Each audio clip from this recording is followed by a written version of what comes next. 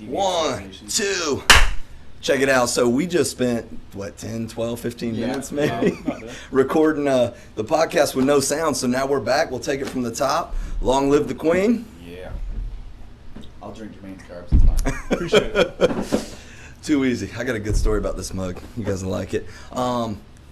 Man, so we had a bunch of, you know what, without further ado, last week I stated that Diaz was going to win, and well, he does not win. And he did not. Did anybody say Masvidal would win? I did, actually. You can check the tape. Yeah, roll it back. Check the tape. If you DM Jermaine later, he'll give you the exact timing on, and please do DM Jermaine on the exact timing of what was the moment in which you said I told you so. That's I'll what we're looking for. respond sometime between today and next week. Yeah, or never, because you know this is Jermaine style. But yeah, so I think we should start an official website, Facebook group, something of where I pick who I think is going to win, and then we bet the exact opposite, because I'm 100% wrong every time. Hey, you're consistent. So. You know what I mean? I tell you what, Masvidal look good though. Yep. Yeah, I mean, dude, his explosiveness combined with his endurance, like, dude stepped his training up for sure. And that's what he said actually recently, was he said that he went and did like a reality TV show in Latin America. That's what he said. And he said when he was down there, he came to the realization that like he had all these split decisions and he hadn't done a good enough job of making it definitive. And he said, I'm going to come back. And his words, not mine. He said, I'm going to start baptizing fools, right? Yeah. So that's exactly what he's doing. And man, incredible. It was a neat fight. It got stopped. It is what it is. So, you know, for us, good success last week. You guys enjoyed it, so we're back to here party with you again. Continue to watch and comment, or we'll fade away into, what is it? We'll fade away into what? Fade away into... It's supposed to be sunset, right? Is that fade away in the sunset? We don't know. We ain't fading away. Keep commenting. Yeah. Hoo-yah. So one of the questions we had quite a few questions that got filtered in, but everybody wants to know about supplements. So what kind of subs you take, Rob? All right, so I take 5. ZMA, Senko. fish oil, DHA, creatine, and then just to categorically make it, because it should be a supplement, not the priority, protein. Protein. Nice. What about you, protein check? Well, recently, as in last Friday, I just picked up some protein. So I've been good. So I've taken protein all week. I'm the worst at taking supplements. Yeah. 4 days. Yeah, that's 4 days. Hey, look, I gotta start and somewhere. the day is young. It's not. It's later, but still. So I got one more day, and then I got a whole week of supplements I took. So that, and then a long time ago, another supplement that I feel like works very well is creatine. If you're taking the correct dosages. A lot of people's concern was water retention. Yeah, I think they're so going to get y'all bloated. Know anything like that? Yeah. I know a little something about that. So neat thing is, let's say motherland here is your blood vessels, and this mic is your muscle. So this is called, right, intervascular space. This is called intramuscular, intracellular space. And then the space between all your muscle cells, imagine we had a whole bunch of mics here, is called interstitial space, right? And also known as third space, right? It's a nice little medical hoo-yah there. So what you're hoping to consume your supplements. They go into your gut, they get into the vascular space, and then cross over into the actual cells. Well, poorly packaged, not prepared, not full creatine. That's the best way I can say that, right? Not 100% creatine. What it ends up doing quite often is instead of going into the muscle, it goes into this interstitial space and causes, yes, indeed, it causes bloating. And so if it goes into the muscle, well, the muscle looks leaner, more robust, it looks bigger, you're going to be stronger from it, you're going to have more energy supply. Why? Really quick, 3 easy ways is, 1, you're going to have more phosphagen and water inside the muscle cell. It's going to make it look bigger. You're going to have better leverages, like if I had Rob's on. If I had, no. Don't only look at mine. That's a big arm right there. It's disrespectful across the table. But either way, if I had Rob or Jermaine's arm that were out here and I were benching and my forearm's coming down to make contact, as it starts to touch into my bicep and the increased distance across my tricep, it's going to help return that barbell more than it will in my current arm state. But it's pretty good bench. But either way, could be better. So I need to get on some creatine. And the third way that's going to happen is you're going to have more phosphagen in there. So as you start to break down ATP, which is it's how you produce energy, right? As that gets broken down, one of those phosphates snaps off. You have more abundance to reuptake, recongregate, make more energy. What do we call it before? Swollicorns, unicorn. As it breaks, the swollicorns come out and help you lift the heavy weights, right? Protein's the same way. So why crappy protein or why crappy creatine? Because there's so many on the market from so many different companies that if you don't get quality company, quality product, they just try to cut their product down, right? Like as a drug dealer cuts cocaine, I don't know, I've never dealt drugs, but I understand the concept that they mix things in to try to make the drug go further. They do the same thing with protein, and in fact, there's a crazy plastic that gets used overseas sometimes that they mix in with protein, and it reads like it's protein molecularly, but it's not. And so you end up, if some protein's making you real bloated, check the source. Obviously Jess, my wife, is sponsored by Redcon, and so that's the company we use, and not because they sponsored her. In fact, she turned down quite a few companies beforehand, and I won't say who they are because I don't want to dish on anybody specifically, but they would shoot her an offer. We would check out their stuff. We didn't like the integrity, if you will, of the company, and we at no point, and I say we obviously because we're married, she's the instaballer, not me, but yeah, it's lonely. It's lonely at the top. When Redcon hit us up, we were like, oh, whatever, another company, blah, blah, send us some stuff. And actually what happened was I hate protein bars, like, of all time. I think all of them are gross. And so I got it in, I opened it up. It was their MRE bar, and I was like, oh shit, this is delicious. Yeah. And I was like, all right, I bet it's got crappy ingredients then if it's so tasty. And it wasn't. And so we researched them. The CEO of the company is amazing. His wife's really amazing. The whole team's amazing. Brian Shaw is one of their athletes, world's strongest man. They have a host of people that are on the team, all of which they're really family friendly, got a good group. And I'm not telling you need to go check Redcon. I'm saying that Redcon is a company that holds the integrity of their products super well, which is why we went with them and why we love them. And they're raw and authentic. But whatever company you're looking for, look and make sure they have a good track record of doing what they say they're going to do. And that's super important, for sure. It's not all about slanging steel. It's about recovery. Yeah. What do you think? On a level of importance, how important is recovery compared to lifting in the gym? If I had to prioritize beast mode, yeah, recovery mode, and nutrients, I would say recovery is more important than the other ones. Yeah. The reason, if you don't recover, you can't go beast mode, right? That's so right. Every time that we go to the gym and we do something, regardless to what the sport venue is, or lifting, the movement, you're breaking stuff down. Yeah. 100. If you don't fix what you just broke down, then you keep breaking stuff down, and inherently you never fix it. Sleep. Yep. Got to get it. That's where you get it at. It's crazy, isn't it? Yeah. So most people don't even know what causes you to want to fall asleep. And here's what's crazy. Put this in your brain real quick. Your brain starts to swell, actually. And as the intracranial pressure increases, it tells you you're tired. And as you get tired, you go to sleep. And here's what's nuts, is your brain shrinks to some like 40% of its size while you sleep in order to get the toxins out. So you can have a hard time mind-muscle connecting if your mind's not in the game. So when it comes down to your focus, your daily life, everything, like getting good sleep, fueling your body, super important. And then obviously going beast mode in the gym. And here's the deal, if you do good recovery, beast mode takes care of itself, right? Right. Yeah. Yeah, 100, for sure. What other subs? I've only taken You know what, like categorically, it could be broken down, right? So you have really into three areas. You have before you work out, what you can or should take. You have during your workout, and then you have post-workout. And those three areas can kind of be broken up. Most people do some kind of, if you're going to take pre-workout, not. Yeah. You know what that means? It means when the zombie apocalypse breaks out, we just know who to kill first, man. You don't fit the mold. I'll take it if I need to. You'll take it in the apocalypse. If I have to, yeah.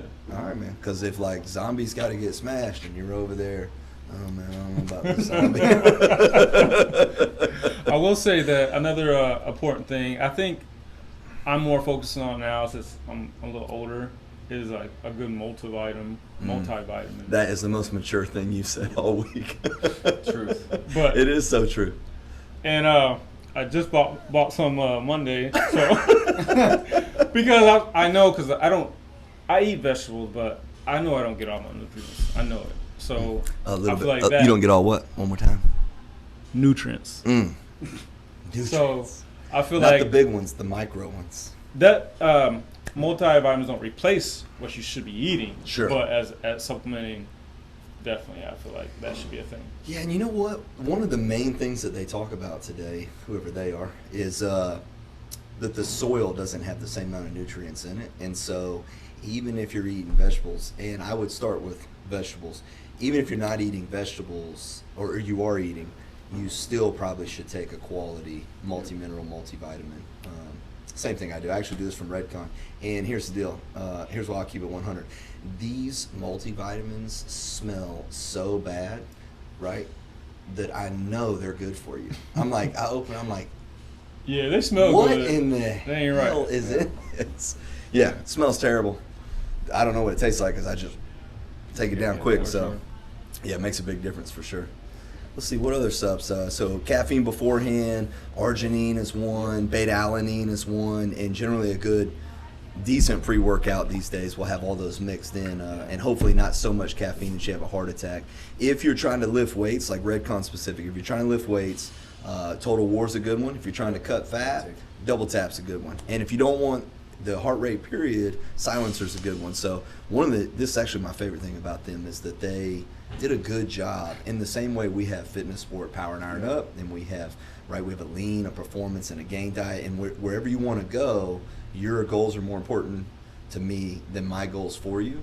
They did a really good job of setting up all these different sectors for whatever your goals are. They actually provide stuff for that. Nice. Yeah, super dope. And then obviously food post-workout's important. What other supplements are maybe misunderstood or What about BCAAs? What do you Yeah. think? All right. So before we go down that, let's eat this, right? So if we Right. talk amino acids, we have Amino to categorically understand when we say protein, protein is protein. Amino acid is protein. Same. When we say Right. BCAAs, we're talking about 3 specific ones of amino acids that are proteins. Right. So when somebody gets their tub of protein, to Jordan's point of like good quality, bad quality, you should be able to look at and see what proteins are in there. Excuse me, what amino acids are in there by the breakdown of which ones. And they should have BCAAs in there, branched chain amino acids, Right. which are isoleucine, valine, and Leucine. The reason you need those is those are the better or more efficient building blocks of your amino acids that are your proteins. So example, you get a scoop, 30-gram scoop of protein is 24 grams of protein. You're getting 24 grams of amino acids. Right. What matters is how many of those are BCAAs. You want to have 5+ grams of those 24 to be it. Why you want that is that's what's going to give you the biggest return on your yield, especially if you have a 30-gram scoop. Be right back. 24 are your actual grams of protein, that's your Right. amino acids. You're already at 70% utilization versus consumption. So it just comes back to like knowing what things are. But most people think protein is protein, and then they'll look at say, well, this is an independent type of BCAAs, Right. and that's a good way of fixing this stuff. That's already repairing itself. if you will. Okay. So like, that's why you'll have it where like say, is it grunt style? What's up, Grunt? Yeah, Grunt style BCAAs. I think Grunt's an EAA, essential amino acids. Yeah. Yeah, all right, so, man, fantastic analogy, and you see how quick he jumped on that soapbox, by the way? Yeah, you he got on said it you quick. said BCAAs, Well, and he yeah. was like, Because we gotta. I've So been they're not waiting for this necessary moment. unless It's the same thing when people say they have a cold. They have a thing, but Yeah. then we bin a whole bunch of Right. stuff together. Yeah, for sure. Then You don't want to just stand throw out. antibiotics at a virus, Yeah. right? So same. so your same. protein should have those in already. They It has do. to. It has to. It has to. That is the makeup, right? So if you say Okay. a body, you're full of a bunch of organs, bones, and things. But if I go say how many bones you made of, or what Yep. type of organs we're talking about, that's the difference between That's it. saying protein, like amino acids, essential amino acids, or branched chain amino acids. So why take them separately? then? All right, so here you go. You ready? Yeah. So, let me see your arm real quick. So this is protein, right? Don't hold. This is amino acids, right? So, like, let's say this is leucine and this is valine. Right. when they're connected, Right. there's a small amount of energy, and so this is protein. When protein is binded, all the aminos are binded by energy. Right. When it comes free, it goes pow, Right. and there's a small release of energy, right? Okay. So protein is amino acids that are still binded by energy, but for your body to actually use it, it has to break that apart, and now it takes these separate fists and Okay. puts it inside the cell. So Gotcha. the thought process is, cool, well, I'll just take the ones without energy in their simplest form, but possibly, all right, so here, two schools of thought. You have a whole protein, then in between protein and amino acids is what's called peptide bonds. So they're being broken down from whole protein down to amino acids. So there's a lot of stuff that shows the peptide bonds can be carried across the cell wall easier than even amino acids can, right? So hardest to go across cell wall, pure protein. Easiest to go across the cell wall, could be peptide bonds, could be amino acids. And so here's like kind of my thought process is I'm a big believer of optimal surplus, Yeah. right? So if you're eating your whole protein and you're taking some aminos, well, pretty guaranteed in some shape or form, you're going to get the most amount of aminos to your actual cell. So where did BCAA specifically come from? Well, some 120 essential amino acids go into the liver, and only about and these can be in varying levels, but only about 12 come out of the liver and actually go to the muscle, and the concentration of those 12 is always high in leucine, valine, and isoleucine, which are your branched chain amino acids. So the natural, not bro science if you will, but the natural common sense science is, well, if that's what's going to the muscle, then I will apply an abundance of that, and that will help me increase muscle. And I think that is true with the contingent, right? And that is, if my body doesn't sense health, right? Like, let's say you're not taking, because I know none of you cats are, and most people are not taking anabolic substances, right? So like if you're taking anabolic substances, then you can break a lot of rules. If you're not, right, like in how lean somebody can look, like some people can get crazy lean because they're controlling the chemicals that their body otherwise won't play ball with. So if you're bringing in, exogenous chemicals, well, then you can get away with a lot, but we're not, you're not. Actually, in fact, like I'm still kind of waiting for somebody to come to the door and be like, I am so roided up right now. I'm like, cool, let's experiment your outcomes. Yeah. But for almost, I have a good friend actually that's a power lifter that takes gear, but outside of him, I don't really know anybody that is taking anabolic levels of testosterone. I know some people that take TRT and stuff, and that's just bringing you back to normal, but not like, for instance, TRT is like about 1 gram. Imagine 5 to 6 in a week. That's generally what's called steroids, right? So it's a big difference between the two.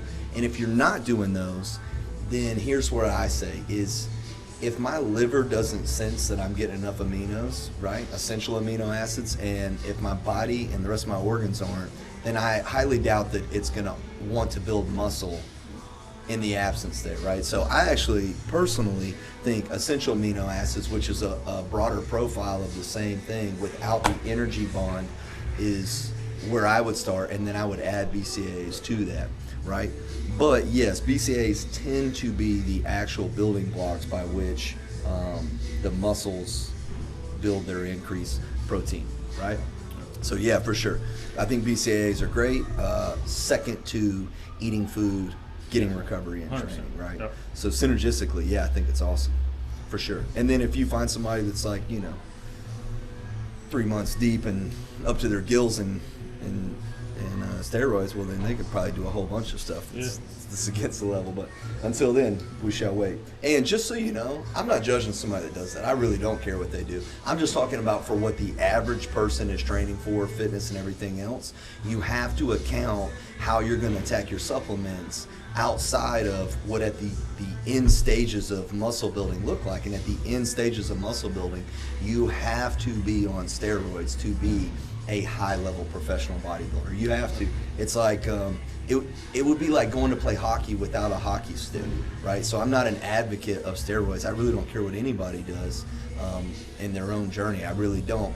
But if you're going to play high-level hockey, you probably need a hockey stick. If you're going to try to stay on the stage in Olympia as a male bodybuilder, you're going to have to be on gear. So no sweat. Do your thing. I don't really care. It's from that level. But most people aren't taking it. You know what I mean? So let's talk about what applies to most people, and that's where that looks. For sure. What other subs? We got anything else? No. You guys ready for this rapid fire? Yeah, let's Here we do it. go. So I'm going to rapid fire these guys. They don't know the questions. It's going to be a blank or blank question, and we're just going to see what happens. You ready? Target or Walmart? Target all day. I go to both. You go to both? Yeah. He goes to Walmart. I guess I drive to both. Let me like I say I drive to Target. The Yeah. wife buys stuff at Target. I'm like the driver. I'm the chauffeur. Uber or cab? Uber. Yeah, I guess I go to Uber. I have a cab. Yeah. Knee sleeves or no knee sleeves? Knee sleeves. Knee sleeves all day. You only get one set of these supportive structures. Yeah. Could be more important than your eyes. Belt or no belt? Belt. Belt. Yeah, we're going to come back to that too. Batman or Superman? Batman. Superman. Yeah, we knew That that. explains this. Yeah, it does explain this. Dogs or cats? Dogs. Dogs. I can't go to war with a cat. Upper body, lower body? He was waiting to judge you. Did you see that? Oh, I'm getting ready for it. When I was 20, it was upper. Okay. Now it's lower. All right, Every time all I right. 30s, 40s, it's Wheels and lower. steels? Yeah. I go up there. He's going upper. Keeping It's it. like I love me some legs, but if I'm at a desk or somebody just got to see me that snap judge me and I'm wearing jeans, you ain't gonna see no striated quads. That's you true. See badass forearms and That's thighs. it. Right. That's it. Pizza or ice cream? Pizza or ice cream? Yeah. You said it like there wasn't an or in between. Yeah. He said and. Pizza on ice cream? That was, That's it. I would say pizza. There it is. Coffee or pre-workout? Pre-workout. All right. And In the coffee. do you drink coffee even? If I want to poop. Yeah. Makes sense. 100. Yeah. And then if you had to fight one to the death, bear or a lion? Lion all day. Yeah. Have you seen? What's Yeah, I'm the not trying to movie mess with no grizzly. um, Yeah. Mm-hmm. It's starts with an I. No. With Kate Winslet's guy. With Leonardo DiCaprio. Yeah. The Lion in the Darkness or whatever. Nah. No, the bear. He had the bear attack. The bear attacks him, biting his back up. Yep, nope. Still, I just want to fight a Blank. lion. I like if I had to They're, Yeah. they're screaming it at the screen right Oh now. yeah, they are. Yeah, It's, they are. Hey, uh, sorry. Does it start with an R? Revenant. The Revenant. Is that it? If that's not it, we apologize. Yeah. both know I Anyway, watch movies. that Yeah. bear attack, something serious. Dude. I like. No, They did a 100%. good job with that. For me, it wouldn't be in or. It would be if you give me the opportunity to fight either. I would choose a lion because I just want to fight a lion. Yeah, I mean, that sounds legit. With a spear, Nah, barehanded. knucks and knees. Let's get it. That's it. Would you want to start like with a smaller cat, leopard, cougar, something along those lines? No, let's go all in. 100%. Yeah, It's got to have a solid mane on it though. That way. Yeah, that way when if I Yeah. ultimately I'm gonna lose, right? Let's be I realistic. feel like a lion will be a quick A quick death. Yeah. quick kill. Yeah. So Bear's you bear's choosing gonna stomp you out. you choosing the Yeah. style of defeat already. I'm choosing to win. He's choosing to not lose. Yeah, that's right. You're basing off of somebody getting head claw with a hand. I'm like, yo, if my head ends up in his, I'm no mas. Yeah. You guys going to see Terminator? No movies here. It looked pretty good. I haven't planned it yet. I mean, it's Terminator. Yeah. Up to It's this going to point, get watched. what's the best one for you up to this point? I mean, we know the new one's probably gonna be good, but it's not gonna be better than the legacies, right? No. So, Yeah. What's the one with the? It had the blonde chick on it. did or did Yeah, not? Did. The one where And she was a Terminator? I think- Not. It was like a younger girl. Yeah, she had like her hair pulled Yeah, back. I That think was that's like early 4. 2000s, right? Yeah. I think that was 4. And the third one I thought is where they did the John Connor throwback. That could have been 4. We could have been swapping those back and forth, but I think all time you got to go with T2, man. Arnold Yeah. went from bad guy to good guy. Looking Right. jacked and juicy. Yeah, yeah. 100% swole up. Yeah. Yeah. Smoking that liquinator kicks him into the fire. You know what I mean? 100%. 100%. A couple other preloaded questions we had here. We had some good stuff, man. Ice baths. Are they really effective? How do they work? What do you think, man? Rapidly reducing inflammation. 100%. Why is that a big deal? Who cares about inflammation? First That's of all, half of it's Jermaine's pain. arms. We established that last that's night. true.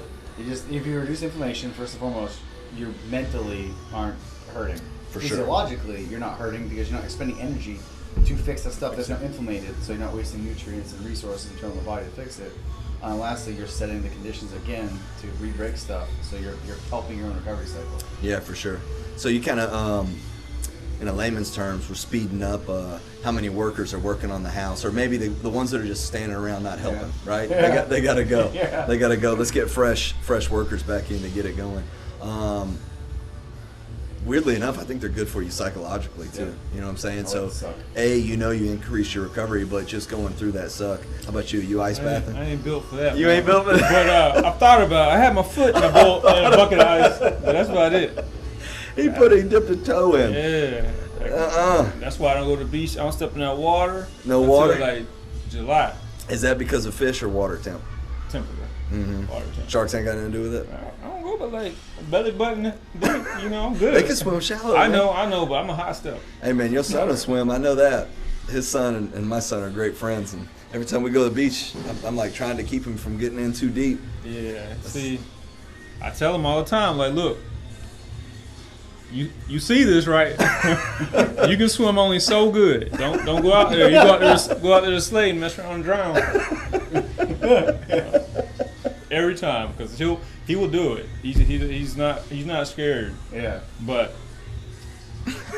I just can't. I have to tell him every time, like, look, stay in closer to the beach. Doing that. We don't go out deep like that. That's not what we do. Out of control. Yeah. So Yeah. man, I think ice baths are good. I think they do help reduce inflammation, like you said, and even if they didn't reduce inflammation, which they probably do, they are going to help rush so much blood away from the muscle, because your body's going to shunt everything in order to protect the organs. And so as it's chasing away, you're going to help press all that out pretty quickly. It's funny you mentioned that, because I just saw online, I was just fumbling around, and this guy at his home, like the home freezers Yes. that go in the garage, he had it filled with water and turned up to. You know who has one of those? Santi. That's right. Really? Yeah, 100%. I Militia can see Fitness that. Pensacola Company, Santiago, could be sitting in that watching this. Probably. That's if you want Right. your own Yeah. at home. Yeah, Ice bath. he's legit, bro. He Yeah. stays with it. Let's see. Yeah, so because the question, he says, it's a choice. I've been struggling to make it lately to the gym. That is, everything hurts. So 2 parts to start there, right? Make sure you're mobilizing. Make sure you're sleeping. Make sure you're eating appropriately for recovery. And then if you're doing all those things, hop in that ice bath. Chill it off. Prehab and rehab is super important. This is a great question. Is it better to mobilize what's hurting from the day before, or what you're going to work that day? Say both. Both's the right answer. Both. Yeah, for sure. And so here's the danger. If you have stretch reflexes inside your muscle, which is to liken it to, like, if you put your hand on a hot stove, you pull your hand away real quickly. When you lower weights, you have these little micro tears inside your muscle, right? It's called a myotatic stretch reflex. As you get micro tears, it's like touching your hand on the hot stove. It wants to return that. So you stretch, tear, press.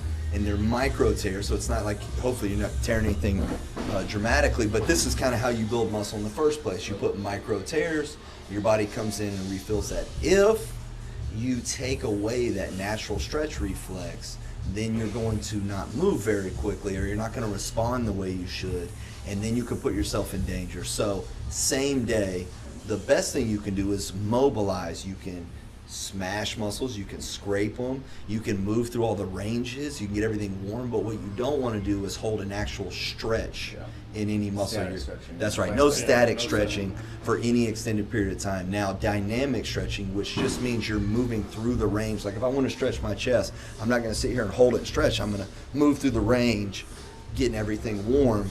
I'm not going to just hold that for an extended period. And the reason why I'm not going to hold it is because it starts to dampen and take down that stretch reflex. And that's the last thing I want whenever I'm lifting heavier weights, is to not have a natural protective mechanism going. Yep, so mobilize those things, smashing stuff like Crazy Enough with Kegs works really good, dynamic movements, and then just warming up both that muscle and the antagonist to that muscle is super helpful. So if you're going to bench, you want to warm up your upper back, right? You want to warm up your chest and your upper back. You don't want to just warm up your chest without waking your back up, or else, again, you're going to probably start pulling to poor positions. Yeah, for sure. Great questions there. Running. I don't do it. They don't do it. Nope. I used to do sprints, but I would say Sprints aren't running. well, all right, running. When you say running, I'm assuming like miles. So Running breeds cowardice. I'm kidding. If for all you runners, do your thing. It's just not us. Yeah. I'll power. Right. Yeah, we do sprints all the time. You know why we do sprints? Because A, they build a lot of muscle, right? B, they build a lot of phosphagen buildup. C, they're really hard. And D, it's fun to watch. Right. Not in that order, right? But for you runners out there that want to increase in running, it actually lends itself to a good question. Why are you running? Is it to get leaner? There's definitely better ways to do it. Rowing and biking are probably two better ways to do it because they're low impact on your joints. You only get one set of knees, one set of ankles, one set of hips, one set of back. And if you're staying in this real static position while you're running the whole time, if you have poor posture, right, which you might not even know it, you're going to probably end up putting decent amount of damage on it. If you're running specifically to increase your cardio, and when I say cardio, I literally mean your heart and lungs, right, perfusing oxygen into the cells, then I think it's a great metric. A lot of times when I'm preparing for big jiu-jitsu tournaments, I'll definitely throw some running in. And if I do too much, then my knees start hurting. So I do it for the cardio specifically, and still I end up doing assault bike or rowing much more than I do that. If you're trying to lean out, I do think a better option is actually like weighted walks. So you can put on a weight vest, go for a walk. If your traps is real tight, mobilize them. And the reason why walking or slow running is going to be better than just trying to go out and go ham for the purpose of getting leaner is you're going to exceed the ability for your body to burn fat, right? So you're going to run so quickly that it's not going to be able to stay in what's called an oxidative process, which is where you burn your fat. It's going to have to go into some of your glycolytic, and then what's going to happen is you're going to be beg, borrowing, and stealing from other parts in order to fuel this, right? So sprints are good because you sprint real hard, and then as you're walking back, you're breathing and you're getting to replace this ATP, and you can in fact use your oxygen and your fat to replace ATP stores at that point as well, And right? you're building muscle. You're 100. Exactly. You're sprinting. anabolic at that point. That's Your body's right. being catabolic. That's right. That's exactly what I was saying. It's like, to Jay's point, 100%. What are we trying to do with you? Do you want to be a runner while you run in? Is there a certain distance you're going? Or is there a certain time hack you're meeting in? If not, we can create efficiencies that are much better, whether exoskeletally deloading things, rowing, biking, erg skier, or exactly walking with a thing. Yep. If you're doing it for a time hack, we can work around that time hack. If you're doing it to run and be limbically sound and efficient at running, it's the same thing. We don't have to run to get good at that. We can sprint, we can teach form, we can teach pose, and we can do other things that make the chain of events a more efficient system that lends itself better Sure. to that. And if it's calories, you're just burning energy. There are Right. way better ways that are less invasive on almost the entire, everything that is your exoskeletal load, the muscular systems that attach to it, tendons, knees, ligaments, joints. Yeah, absolutely. That do not degrade your quality of living while running. Yeah, for sure. And so, like, to be clear, we're not against running. I'm not against running. I love every exercise for a specific Yes. purpose and outcome. So if you catch me running, which you might any time of the year, I'm not doing it to get leaner. I'm doing it because I just want to continue to tax and be moving and sometimes thinking, and I'm processing through stuff. A lot of times I'll just do a bike though. You know what I mean? Most of the time for like all of our figure girls or physique guys, right? Whenever we want to lean you guys down. So Jermaine did a show last year. Rob's definitely got to do a show this year. Look at him. Yeah, You're that's ready it. already. I don't want to give up the carbs. And we go with the carbs, that's it, right? So we'll have them do slow, extended, steady state stuff on the bike. And the goal is you have to be able to breathe through your nose the entire time, right? And the reason why, so it's one of the questions is nasal breathing. What's the benefits of it? Well, if you can breathe through your nose, it's very likely that you're able to stay in your oxidative system. If you're having to switch to this, then you're probably not able, you're exceeding the capacity of your body to provide energy at the demands which you can burn fat, right? Yeah. I think it probably lends itself well to hastily articulate the different energy cycles like oxidative, glycogen, ATP. Absolutely. To frame it up, because people don't necessarily know, like 8 to 10 seconds, rip a tree stump out of the ground. Okay, I can nug through this interval, 60, maybe 90 seconds, depending on my VO2 max and work capacity, pacing myself to just get through a 5K without really crushing it. Yeah, for sure. If I just want to burn off fat, then I want to stay in that realm because I'm not stealing glycogen to fuel that workout, and I'm not sprinting to create muscular growth and deviation. 100. The walking, get you a sled and walk a mile with a 25-pound, 45-pound plate. You will be surprised how high your heart rate will get, and it will stay that way, and you're burning fat. Here, watch this. Who made you do that? That guy. That wasn't me. Oh, just It was Jess. Just You it. should blame me for that, Jermaine. Just it. Or the prowler around the block. Yeah, prowl around the block. That sucks too. 1 mile prowler walk. It'll get the heart rate up and keep it That's up. right. And you'll burn fat. Yeah, man, Jess is she's an interesting cat, man. She we got these sweet little kids that just walked in, right? So Jess is an interesting cat. She just likes to go test out and see how terrible stuff can be. Yeah. Do you know where Nicholas is? Do I know where what is? Nicholas? Um, That's her brother. your brother? I'm not sure, but I'm positive he's not in here. So I would check back in there. Check in there. We had some guests looking for a brother, you know what I mean? Count it. Got to take care of them. Yeah, man. Jess is... She's something else. Really? Where did No, you not in there. In the main gym. I want to be that age where hide and seek is my priority. Right? Right. You still play hide and seek. Yeah, you're right. Yeah, that's right. It's just, they're toting assault rifles, rifle.